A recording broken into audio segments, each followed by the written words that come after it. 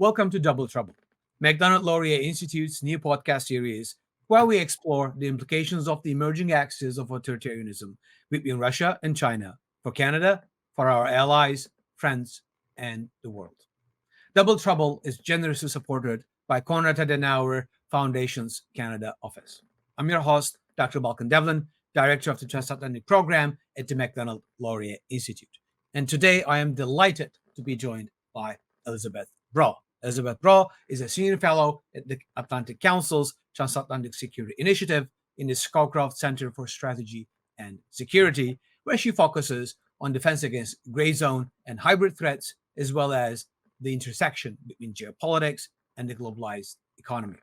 She's also a columnist with Foreign Policy and Political Europe, and the author of Goodbye Globalization, The Return of a Divided World, published by Yale University Press just a month ago, which will be sort of the center piece for our discussion today.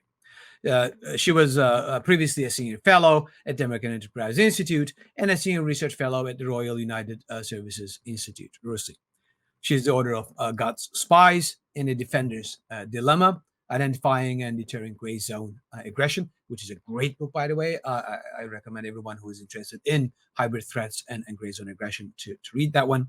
A member of Gallo's Technologies Advisory Board, a member of the UK's National Preparedness Commission, a member of a Crack Institute for Tech Diplomacy, its Advisory Council, and an advisor to Willis Towers Watson's research arm. Prior to joining the think tank and the academia world, she worked in the private sector, following a career as a journalist. Elisabeth, it's a pleasure to have you here on the show today. It's great to be with you. So let me just jump on the issue. You published a fantastic book called Goodbye Globalization. I think an extremely timely one, in which you sort of provide an overview of where we were and how we got here, and where we might actually go in the next several years and the rest of this decade, perhaps. So why don't you give us a sense of first, sort of, what is the overarching argument that you're making in this book, and at the same time, what really sort of led you? What was the motivation behind writing this book? Yeah, so it's the story of the rise and now accelerating fall of globalization, and it's not a policy book. It's a general market book, meaning it's for everyone. It's not academic. It really is the accelerating story of the rise of globalization in the late 80s and especially early 90s, and then its rise to its absolute pinnacle around 2007, 2008, and then the cracks that started appearing after that and became painfully obvious a couple of years ago, which is when I started writing the book, and are accelerating as we speak. And just a few hours ago, for example, the Financial Times published a story saying that German corporate pharmaceutical inspectors are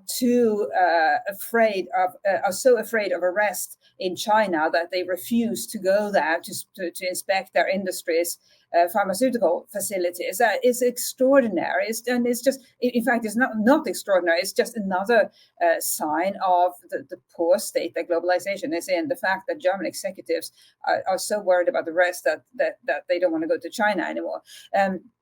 And I think that the fascinating thing about globalization in the past couple of years is that its cracks or its troubles have materialized in lots of places.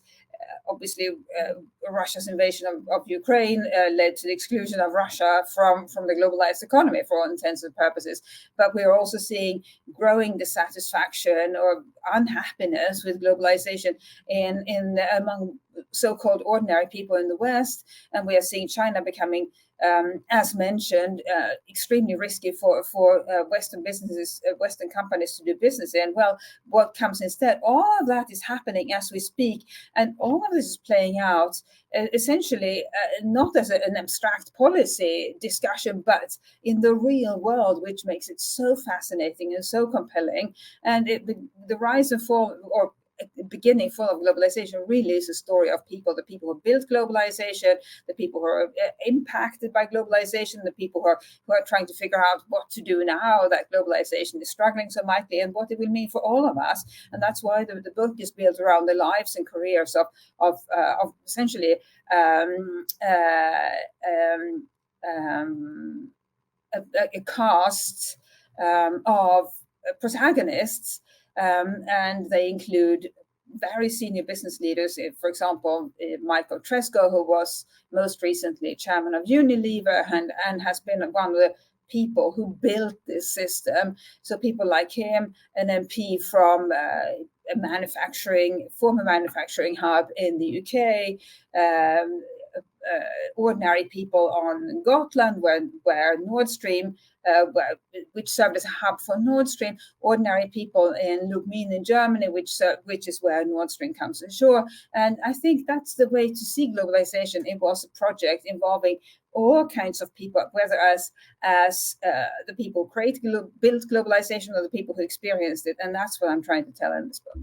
No, fascinating. I mean, one thing I really liked about the book is that those characters that you interview and follow the stories of are almost like archetypical in the sense that across different life stages, different sectors, different segments of broader Western society, you actually sort of can see the very sort of concrete nature of this. And what you highlighted right at the beginning of it, I briefly glanced at that news last night about inspectors being afraid of going to China, also reflects the very real implications of this increasingly fragmented world. As we know, a lot of the compounds that are required for the pharmaceutical industry, that for the things that we use, from Advil to whatever have you, do come from or processed in China, or do come from China. And inability to ensure their quality, we're going to impact everybody's life in a very real sense. So this is not something abstract where people jet setting around the world talk in black tie dinners. This is something very concrete that have an impact on everybody's life. And I think getting that message across is extremely important. Now, I want to get back to sort of the implications of what this world would look like for policymakers, for businessmen and businesswomen, and the people, the citizens, broadly in the West and elsewhere, for their prosperity and security later on. But when you sort of talk to these people, these central cast characters, these archetypical players in this globalized world, what was your sense in terms of when they feel things are trying to change and turn around, and do they see it coming? Do they not see it? Do they caught off guard? What was their sort of take on why we had this reversal after 2008, 2010, and I would say definitely starting with the initial invasion in 2014, but can take a little bit. So what was that thing they seem to be perceiving? I think what's interesting is that business people were far ahead of policymakers, and especially far ahead of academics, in noticing that something fundamental was shifting. And I remember hearing from business leaders around 2015, 2016, that something was definitely turning, taking a negative turn in Russia and China. We should remember these are people who are used to doing business in lots of non-Western countries. They are not deterred by a few bumps here and there. And yet, by around 2015, 2016, they were saying there is something fundamental that's shifting. And they had been very clear-eyed about the deficiencies of these countries the moment they went in there and started doing business. But business was so good that you take the bad with the good. But as I said a few years ago, their doubts were beginning to grow to the point that they would talk to colleagues and even talk to outsiders like me, and articulate their uncertainty about the future of doing business there. And then, of course, we saw the invasion of Ukraine, which is when Russia essentially announced for the whole world to see that it didn't care about participating in the globalized economy, because it knew that if it invaded Ukraine, the West would impose with massive sanctions and Russia would essentially be excluded from the globalized economy. And it didn't take a genius to realize that would happen, because the West have been saying for months, don't do it, don't do it. If you do it, we will impose crippling sanctions, which is what happened. And yet Russia did it, which was a way of saying, participating in the globalized economy, increasing our prosperity, that is not our top priority. And we had seen a similar revelation, I think, in China just a little bit earlier, when Chinese authorities cracked down on Jack Ma and his companies and other similarly high performing companies. And we should remember that Jack Ma is obviously the poster boy, or poster man, I should say, of the Chinese economy. So incredibly successful, having built his Alibaba empire, and really somebody who illustrates, who embodies China's capitalist success. And yet the authorities cracked down on him for very mysterious reasons that were never became clear. And what that signaled, Balkan, is that for the Chinese authorities, their top priorities, or for the Chinese government, I should say, its top priority was not increased prosperity, increased trade. It was its hold on power. So it was willing to even sacrifice Jack Ma to demonstrate and signal that there will be no competition with the CCP's hold on power. And if anybody becomes so powerful they could pose a threat to the CCP, we will crack down on them. And that was a pivotal moment, because until then, and even after then, people kept saying, China wouldn't do anything that would jeopardize its trade with other countries because it depends on it just like we do. Well, that is the case. But if your top priority is maintaining power, then considerations having to do with commerce are secondary. Now, I couldn't agree more. I mean, on Jack Ma, I always thought sort of his fall as a return of the bandits and the ruffians to reclaim the treasures. In a way, if you go back and remember sort of the story of Alibaba and the whole the parable and the story about it, right? So it is in a way ironic, but it was a canary in the coal mine. And I think and then another example was, which relates to Canada, was obviously the detention of the two Michaels, and that was such a pivotal moment too, because just to quickly recap the circumstances, it was that Huawei had violated US sanctions against Iran. And as a result, the US put out an arrest warrant for the CFO of Huawei, and Canada executed that arrest warrant when she was transiting through a Canadian airport, and she was arrested. And China could have said, well, this is the rules-based international order. If she was arrested, let her have her day in court in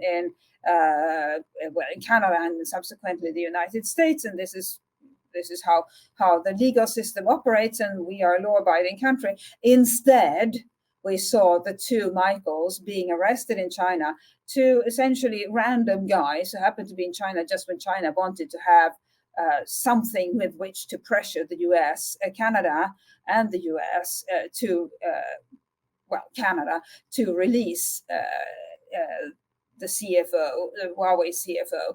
And if you were a country for which trade, good relations, all of that, all those things that have contributed to the rise of of globalization. If you're a country for which that was the highest priority, then you would say, well, it's too bad about the arrest, but we accept it and we want to keep good trading relations with Canada and the United States. Instead, they did this, which was a way of saying trade is not our top priority. Power is our top priority. No, I mean, I totally agree. The way, almost the dismissive nature of CCP, when they go like, we can grab anybody we want, and Canada, and unfortunately, is seen as an easy target to go after Canadians, to be able to do so. And that was also a crucial turning point here in the public opinion here in Canada when it comes to China, despite the efforts of the what we would call the China lobby here that prioritize making money over national security.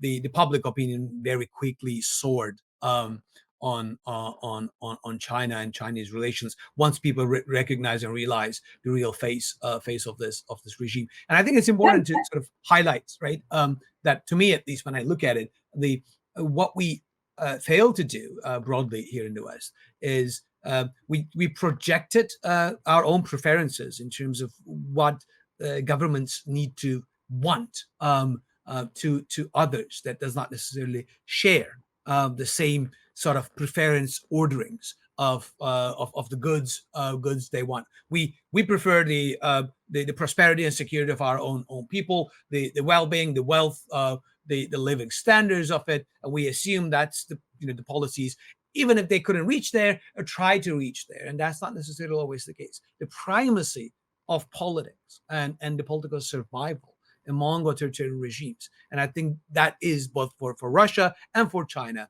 for both Putin and Xi, by the way, around the same time when both of them, Putin came back to power as a president in 2012, and you have the rise of Xi around the same time, that share a very common understanding of international system, where what I call animal farm understanding of sovereignty, right? Everyone is sovereign, but some are more sovereign than the others.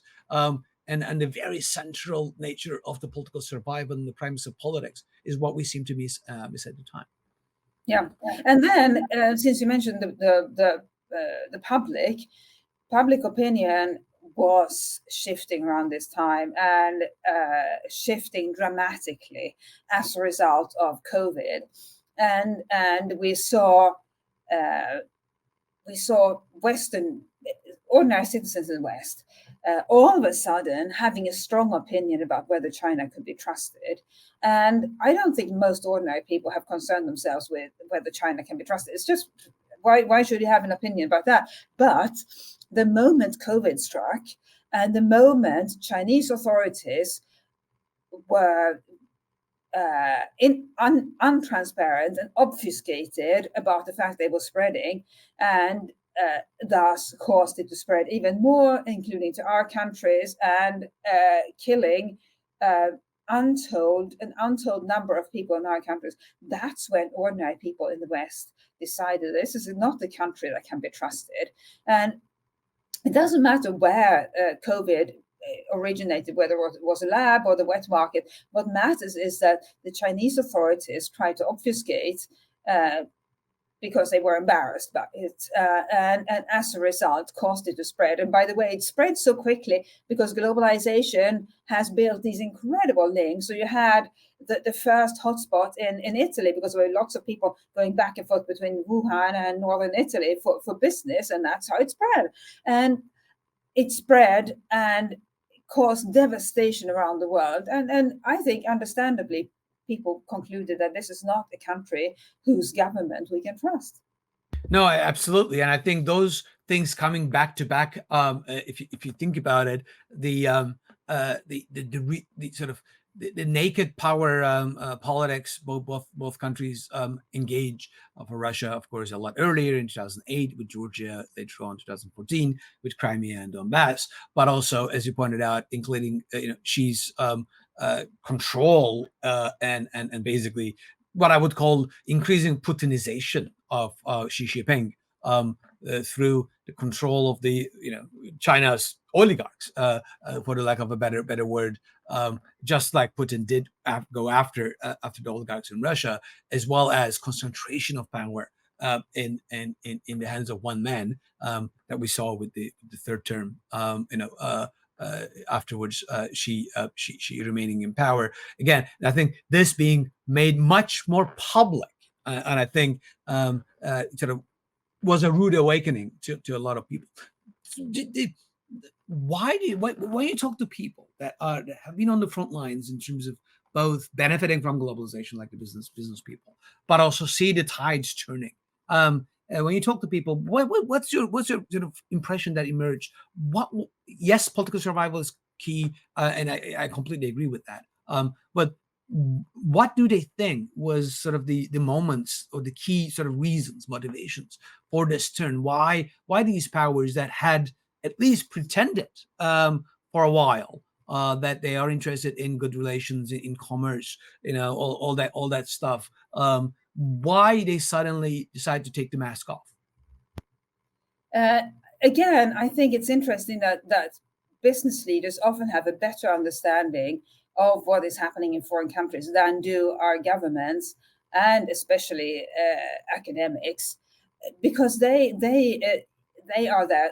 Their businesses are there, and even if they are not there themselves, they are often there to visit and to sort of check in on operations. And our diplomats, I should say, lest anybody think I'm criticizing our diplomats, they do an excellent job, but they are based in capitals, and they go out to other cities every now and then, and other regions and areas occasionally, but they are based in the capital, whereas businesses can be based anywhere. They can be based in very remote areas, smaller towns, and so forth. And so I think they had a really good understanding early on of what was changing in Russia and was changing in China long before our politicians did. One moment.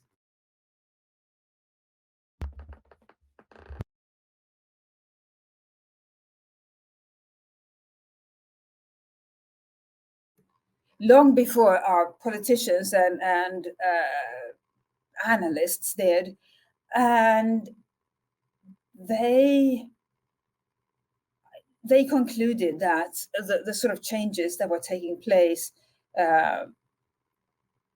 were not going to be favorable to them, because it was essentially a turn away from the constant building of market economies and collaboration with the West.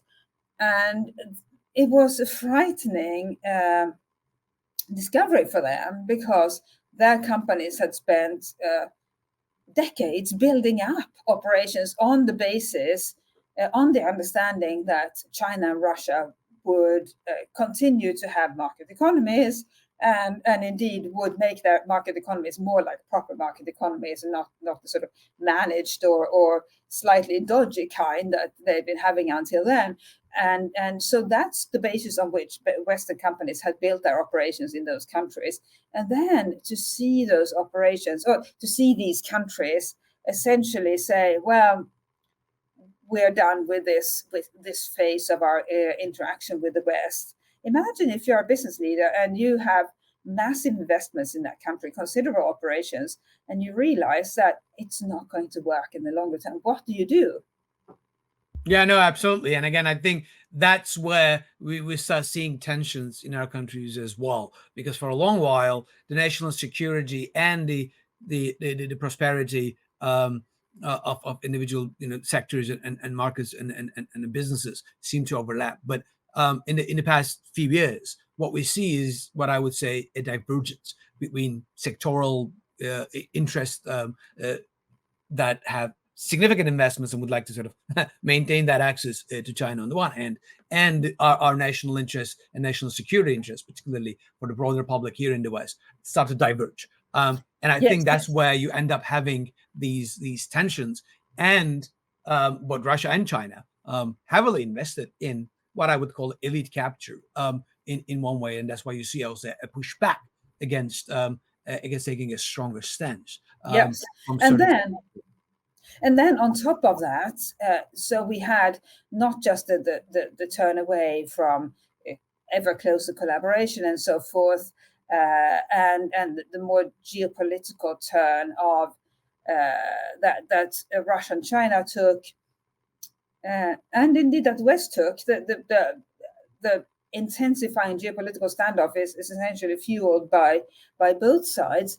But the problem for us is that we we can say what Russia and China are doing is wrong, and try to sort of defend ourselves against them and take a position on it and so forth. But we still have lots of companies operating in these countries that are essentially then hostage to whatever these countries may think up in retaliation to anything we say or do. And that's an extremely uncomfortable situation, I think, for our governments, but especially for the companies, because they don't know if your Canadian minister of whatever the portfolio may be were to say tomorrow something that displeased the Chinese government or the Russian government.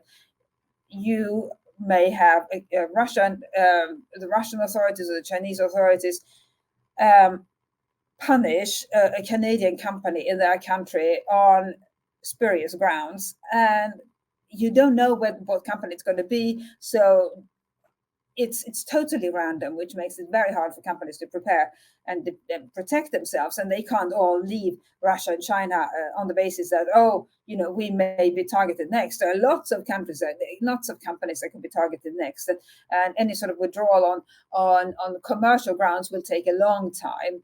Indeed, it is taking a long time for companies operating in Russia. But we have that crazy situation, or really a difficult situation now, where we have the geopolitical standoff taking place and intensifying at the same time as we have Western companies behind the front line, as it were. No, absolutely. And I think this is actually a great example of how individually rational actions can have collectively a negative consequences. As you pointed out, it may not be necessarily rational for one individual company to leave because of the probability that they might be targeted might be low, so they're willing to take that particular risk.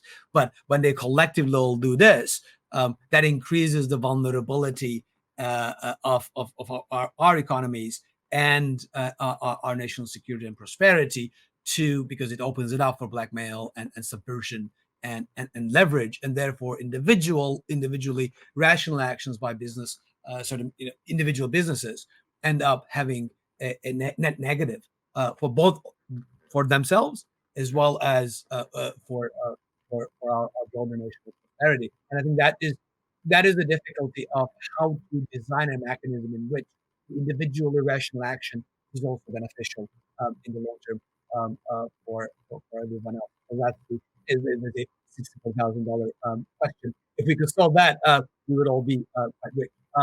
But how to overcome that? So we're getting towards the end. I want to ask two last questions. This is a fascinating look at it. I mean, I really urge everyone to go get a copy. You'll learn a lot more about how globalization emerged and where we might be actually going than most of the unfortunate nonsense out there that you would you would see talking about these issues. So I really recommend it. Two last questions. One, where do you see this going? What are sort of the possible ways in which this could play out? And the second, and if you want to sort of tie it back here, I just want to tie it back to Canada and maybe sort of give us your take on the implications for this increasingly divided world for a trading nation like Canada for our prosperity and security. Yeah, so where it's going next is that we are seeing the return of a divided world, which is why I used that as the subtitle. And so globalization's troubles they don't mean that we'll trade less internationally. It just means that we won't trade globally anymore. We won't trade with as much with these two extremely important countries that were essentially the crown jewels of post-Cold War globalization. But it means that we will have to trade more with other countries, specifically countries that are not hostile to us. Otherwise, we'd be foolish. And so we have to think about what are the countries that we can increase trade with, that our companies can do more business with, that are maybe not Western but are not hostile to us. And I think India will be the winner here. So it's it's not hostile. It's also not completely Western, but it's fine. We don't need. Countries are just like us are too few, so we need to expand commercial ties with other countries, and that is the way it should be, as long as their intention is not to harm us. So India, the Philippines, Vietnam, two countries are already benefiting from companies essentially saying China is too risky. We'll try to reduce our exposure in China and build operations elsewhere. It's a very long, very complex process, so that won't happen quickly. But the Philippines and Vietnam will benefit from that. India will benefit from that. Then other countries, Mexico, I think we'll see a lot more operations set up there. And it's obviously has a geographical advantage for U.S. manufacturers. Turkey, I think, is another country that is now looking very attractive for Western manufacturers in particular, who are trying to reduce their exposure in China. It's not extremely high cost. It's basically pro-Western, and it has various independent leanings, but it wouldn't try to harm Western countries. So all of that will happen. So I think we'll see increased commercial integration and interaction among these countries, and that also means that the global shipping industry will keep transporting things back and forth as it always has. It's just going to be different emphases. Gradually less from China, gradually more from these other countries with the West. And then what does it mean for Canada and other similarly free trading nations? It means, I think, that the government needs to articulate clearly how the world has changed, the fact that business is the new frontline, the fact that Canadian businesses have to remember that they are Canadian businesses because they risk being punished on the basis that they're Canadian businesses, just as the two Michaels were. But it also means that they and the government can work more closely together to figure out what are the locations, the countries in which Canadian businesses can increase their presence, and also what are the ways in which the Canadian government and its key businesses, lots of businesses in different areas, can alert one another to changes they are seeing, because the government is seeing some things, businesses are seeing other things. If they can keep that communication, such a communication channel, if they can build and maintain it, I think it will be much easier for businesses to continue to operate in the countries that are the riskiest, but also to reduce the harm to them while they are still there. And so this is really sort of a new chapter for the executives of the world, because they have all spent their whole careers in a globalized world, citizens of nowhere. Borders didn't matter, and now all of a sudden borders matter, and they have to think about geopolitics for the first time, which is why I think that dialogue and exchange with the government is so important, because in this situation, no company can exist in isolation, because commercial considerations are no longer the only considerations. No, I think that's an excellent point to highlight. So I want to emphasize that. I think there are like two lessons that we need to learn very clearly. On the government side, we need to be very clear-eyed about the transactional nature of the relations that we will be developing with countries that are not necessarily sharing the same values or institutions or same attitudes. The naive belief that the commerce will transform these countries and make them more like West, I think that view is gone, and we need to be much more clear about what our interests are and pursue them without necessarily trying to impose or transform those countries and make them look like us. On the business side, as you pointed out, the businesses also need to realize that they do not exist in a vacuum, that they're not outside the geopolitics or the political considerations or the considerations for national security, that they are particular countries, they're particular companies. They're not existing in the ether that is disassociated with anything and everything else. And therefore, they have to take into account the geopolitics and the implications of where they invest their money, who they trade with, who they sort of facilitate access to our markets as well as elsewhere, will have ramifications, political ramifications. And the democratic politics is a requirement. You just cannot basically sort of externalize all the costs and keep all the profits. That's just not going to happen. So they need to think about how to pay the national security premium.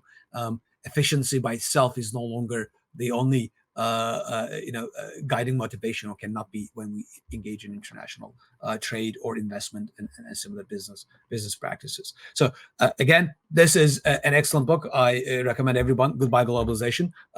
Yale University Press, published a few months back, early this year, by Elisabeth Braw. So Elisabeth, thank you very much for joining me here at Double Trouble, a new podcast series by the Macdonald-Laurier Institute, and generously supported by Konrad-Adenauer-Stiftung Canada office.